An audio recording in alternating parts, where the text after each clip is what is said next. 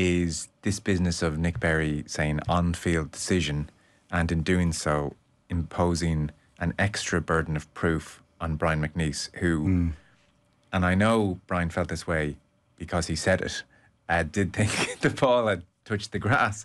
But to be fair to him, he understood, and people, Gregor Townsend has said, I don't understand. I mean, what did he say? We heard him say it.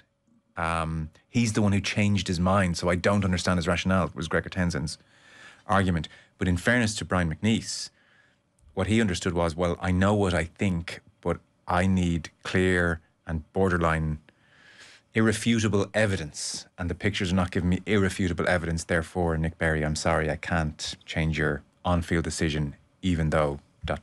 That's the predicament they managed to get themselves into. Yeah. It's funny watching the game. I think we all knew that it was a try. I think we all did.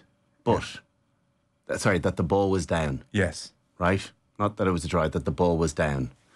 But for him to be, and the protocol is for him to have the capacity to overturn Nick Berry's decision, necessitated 100% certainty.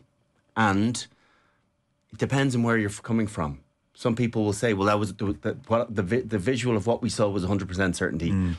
I'd argue that I don't think we actually saw the ball touching the ground. We saw the ball, what looked like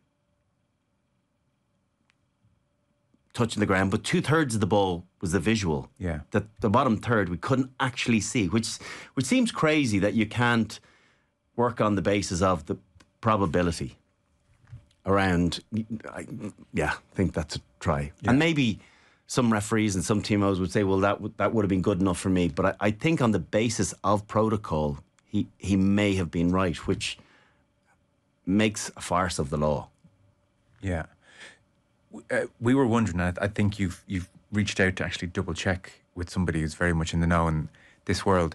There was a time, and I felt it happened a lot more in your era, where the referee on the field would turn to the TMO, and instead of putting the TMO in a predicament by saying, here's my on-field decision, you need a hell of a lot of evidence to change it, the referees, I don't know when they stopped doing it, but certainly in previous generations, would quite often say, try or no try, as in, I didn't really see it here, mate. Well, the problem with Nick Berry is he's nearly licking the ball himself.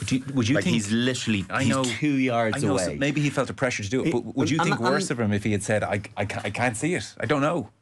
I don't think anyone would say that's unreasonable, Nick. Yeah, but and listen, I suppose so much of it is about they're human too, around the pressure and stress levels that they're feeling, and for them to get a decision, calm things down, that was the obvious thing to say. Statement and he is still allowed to do that, as he far is as we still allowed understand. to do it, which is strange that we don't hear it very much. It feels like they really want to lead the TMO themselves with their on-field decision, being one way or another, and they're taking the reins, and so it's being backed up by video evidence from the TMO, and maybe that's the thinking behind it. Yeah. But if he does in that situation, there's a capacity, of course, for Brian McNeice to go,